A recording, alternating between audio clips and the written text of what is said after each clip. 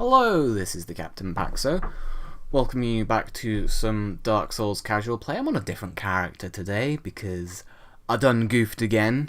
So I decided that I'm going to have a character go through and record all of the stuff that I fucked up recording of my main character. This is just a faith character, got replenishment, and the server, you can kind of guess what it's meant to do.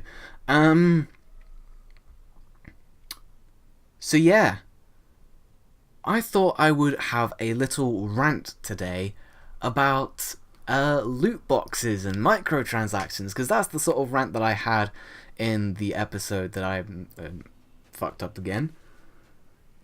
I'm really good at it. It's gone from one button that I have to push to two buttons I have to push. Oh my god, it's the end of the world, right? I can't remember it.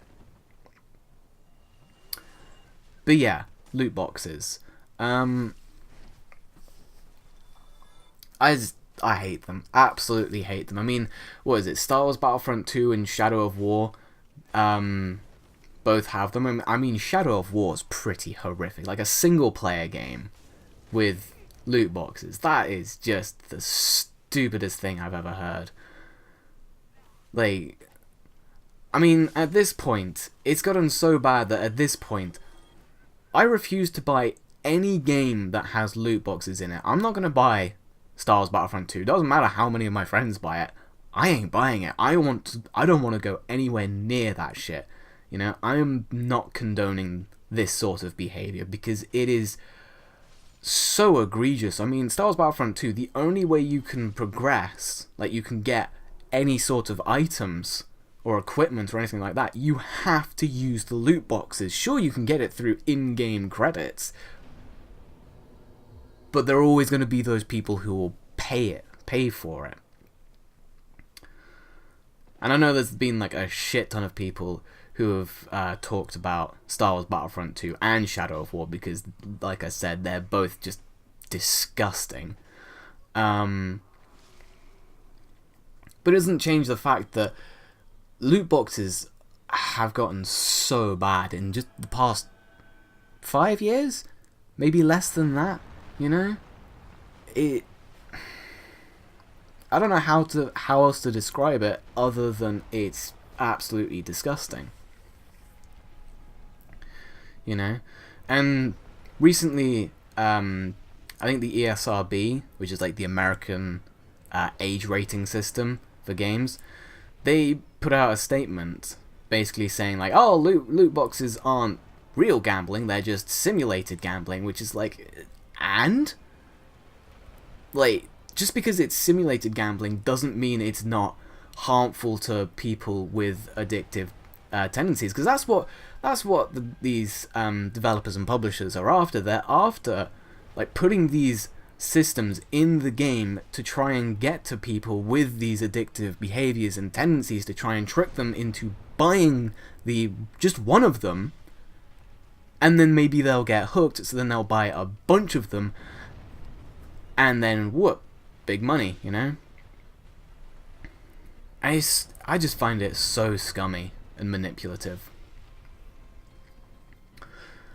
And some people do, well, I say some people, again, the ESRB kind of compared it to trading card games, which is a bit like, no,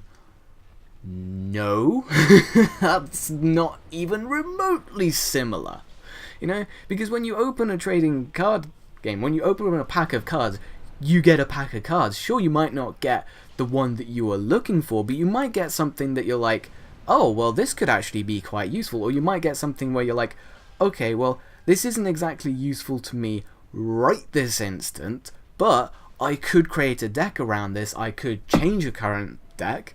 I could do something with it, and it will become useful. It's not like it's going to be useless forever, like some of the stuff that you'll find in Star Wars Battlefront 2. I mean, emotes. I've looked through all the emotes in the beta. I wasn't impressed by any of them, so I can safely say that I would never use them. So if I ever got an emote in the loot crate, that's a loss for me, because I don't have any worth for that. Whereas if I got Let's just go with magic because I'm most familiar with that at the moment. Let's say I get like an artifact equipment. Okay, I can't really use it because it's something very specific for a very specific kind of deck. I might not be able to use it now, but if I get certain cards later, or I just mess around with my decks, I might be able to use that in a very clever way in the future. Whereas an emote that I'm not going to use now is an emote that I'm never going to use in the future. Do you see the difference? Like, I don't know. And then there's like some of the star cards. Like, some of the star cards are not very good, like, at all. And once again, like, if you're never going to use that star card now because it's worthless, then you're never going to use it in the future because guess what? It's still going to be useless. Whereas a card that seems to be useless now could be very, very useful in the future if you just get the right setup and the right combinations, you know? And on top of that, let's just go for another example. Call of Duty, I can't remember which one, I think it was Black Ops 3? Never played it. But in that game, they hid the DLC weapons behind the loot boxes, right? And I think it was like a 1% chance to get one or something like that. It was a really low chance, I can't remember. But the things that were in the loot boxes as well were emblems, which are completely useless because the game had an emblem creator, and they also had reticules, or like red dot sites, like custom red dot sites, which I hear were pretty awful, and in some cases hindered you. Like, some of them were like just the letter A or something like that, and they were just really obnoxious and made it harder to play the game. That's what I heard, at least. So the only reason you would get the loot boxes is to try and get the random chance at getting the weapon. But because the weapon was so rare, you could open 100 of them. And I think that was the probability, actually. You would open 100 of them and only get one. And you might not even want that one, because it might be like a sniper rifle or something like that, you know, something you just don't care about. So in those instances, you're losing out, because the argument was, well, you're not actually losing any money because you're paying to get digital content, but an emblem in a game with an emblem editor and a reticule that hinders your gameplay experience, I wouldn't exactly call that a break even, you know? I'd say you lost out, because that's not really worth much money to you, is it? And if it's not worth the same amount of money as you put in, then, oh, well, guess what? You're losing money. And if you're losing money, then it's fucking gambling. Come on, ESRB, get your shit together. Sorry, you can tell I'm very passionate about this, because it's something that I've been concerned about for a very, very long time, you know? A lot of people used to, back in like CSGO, that's where it all started, wasn't it? CSGO loot crates. I guess people were just like, oh, it's only cosmetics, so it's not that bad, right? Wrong. Because you bought them, because you showed that you have an interest in this, developers and publishers are all like, oh, well, it works in CSGO, why can't it work in our game, you know? People buy them, so why not, why not try and get a little bit of money out of it? And that's where it all began, wasn't it? Like, just because people bought them, just because people felt like spending a little bit of money just to get a random cosmetic, now we've got them in our single-player games and as the only form of progression in a multiplayer game that has some pretty obscene effects. I mean, I read one of the star cards in Star Wars Battlefront 2, and it increases the amount of time it takes for an enemy missile to lock onto you, right? So if you equip that, it means that an enemy has to spend a lot longer time just trying to hold that lock onto you just to be able to lock a missile on before they can fire it.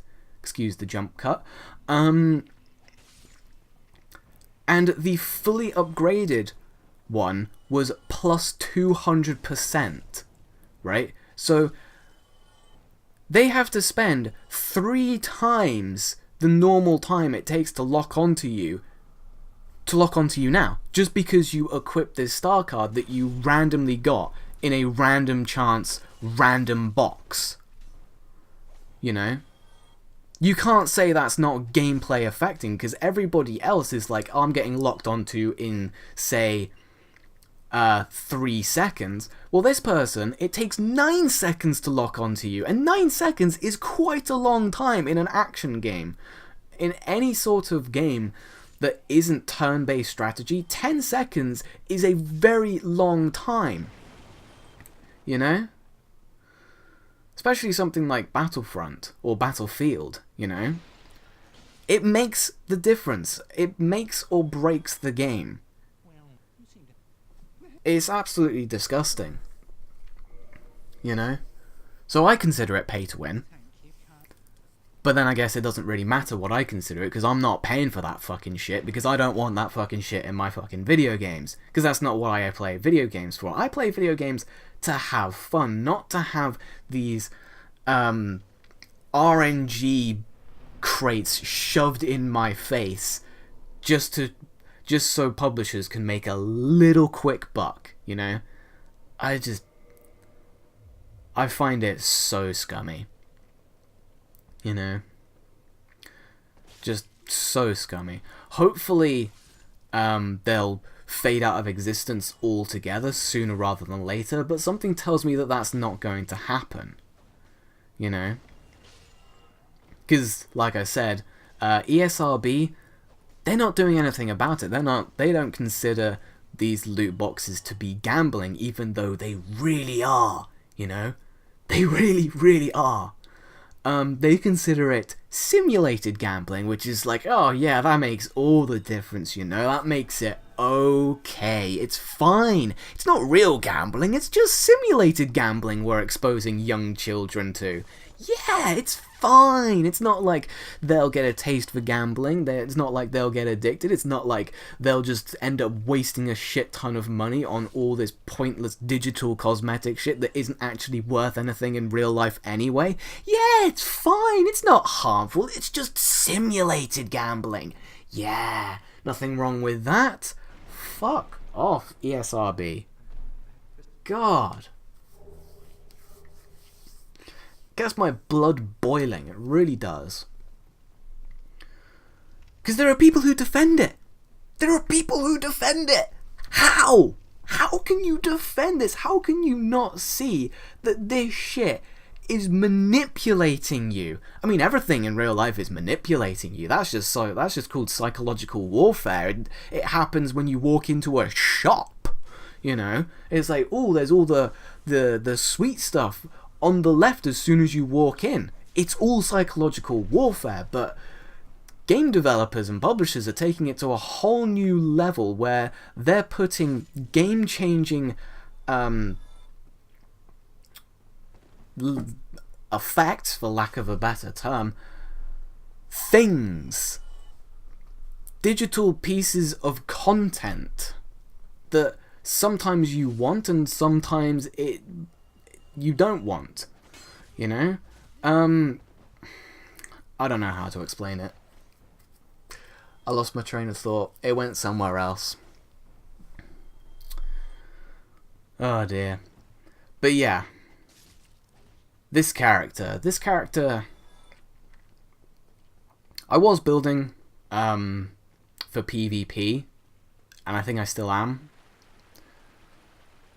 But when I fucked up my recording of my casual playthrough, or character, whatever, I decided, you know what, I'm just going to go through the game with this character to fill in all of the stuff that I missed out last time. So yeah, I'm going to be...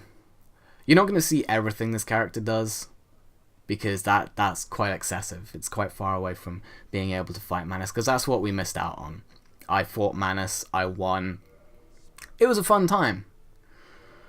Talked about loot boxes. That was interesting.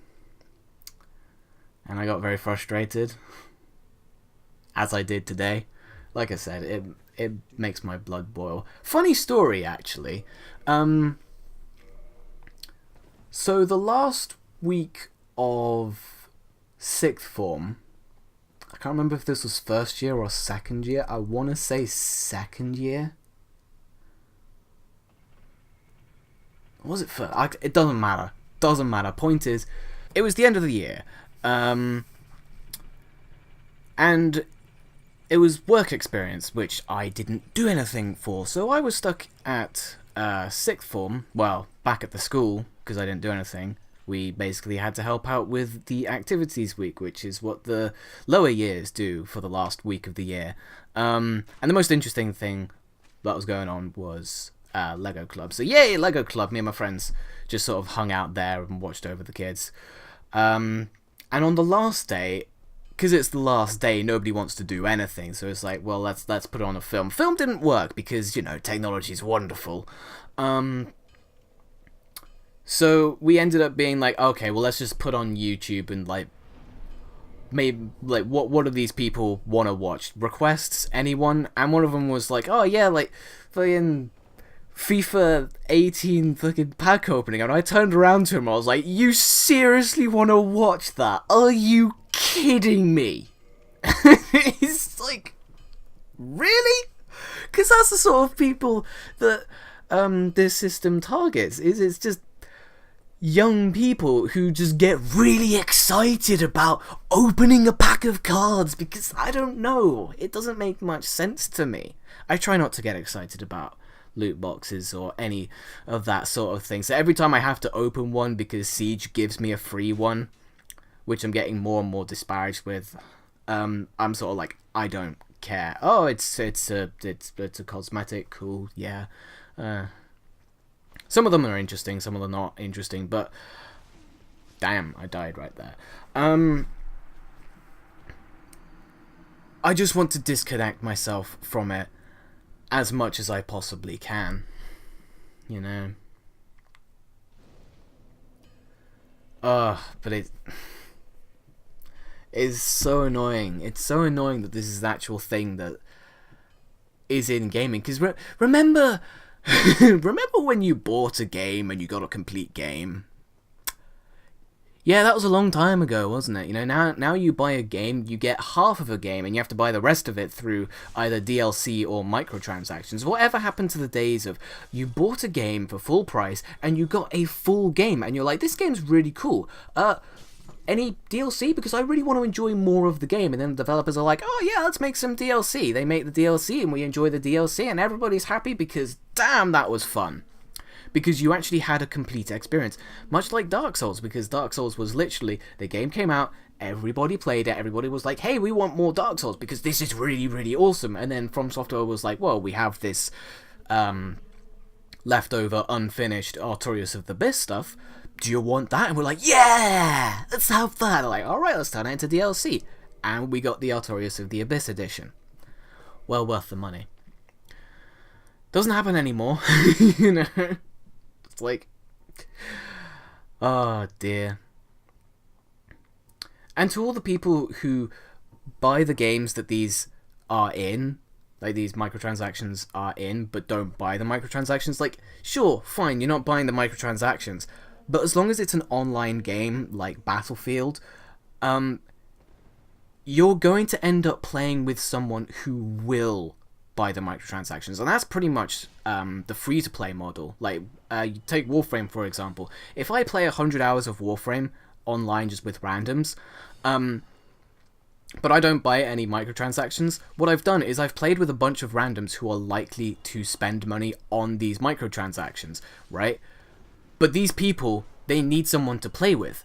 I've just played with them. They now have a bit more of an incentive to spend money because they actually have people to play with. They can enjoy the game because they have someone to play with, you know? So just because you're not buying the microtransactions, you're playing the game, which is more than enough, because all it takes is one person with that addictive tendency and enough money, and they will make up for all the hundreds of thousands of people who don't spend any money on these microtransactions. I mean, There are examples all over the internet. You don't have to search far on YouTube. Just type in something like top 10 gamers who spent a stupid amount of money on freemium games or something like that, because there's a lot of people who spend a stupid amount of money on free mobile games. Like, I think there was a guy who spent like $20,000 on mobile free-to-play games in like 5 years.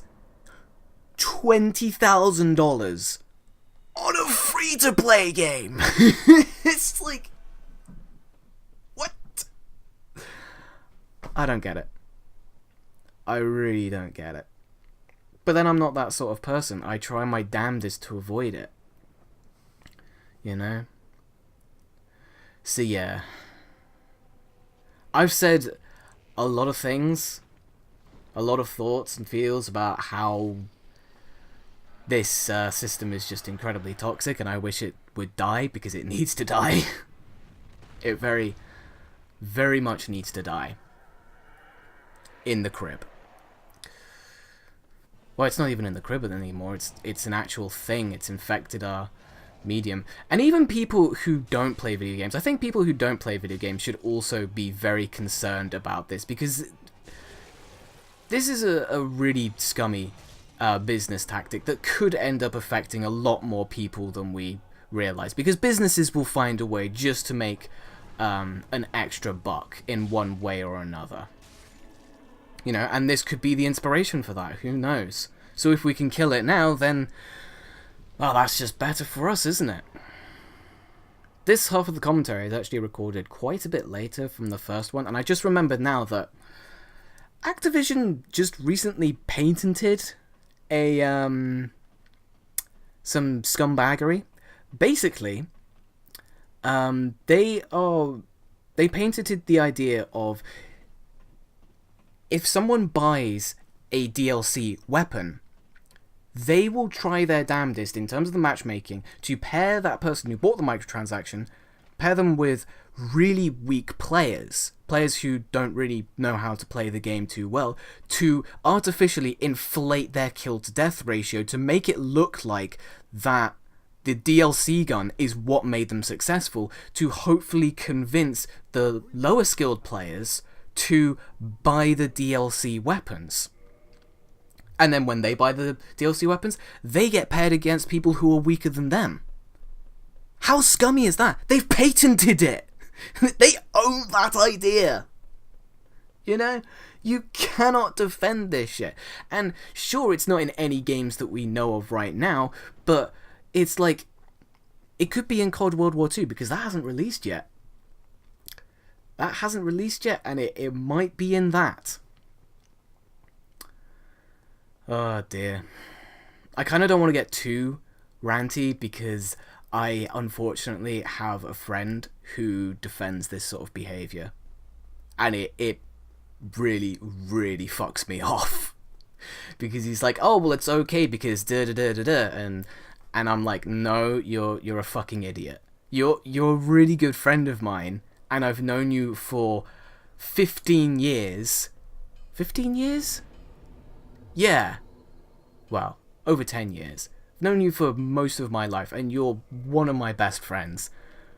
But you are fucking retarded. I am sorry. Open your eyes. Anyway. This is the end of the video. Video. As you can see by the wave. So, thank you very much for watching. And I'll catch you next time for a hopefully much less ranty video. Peace.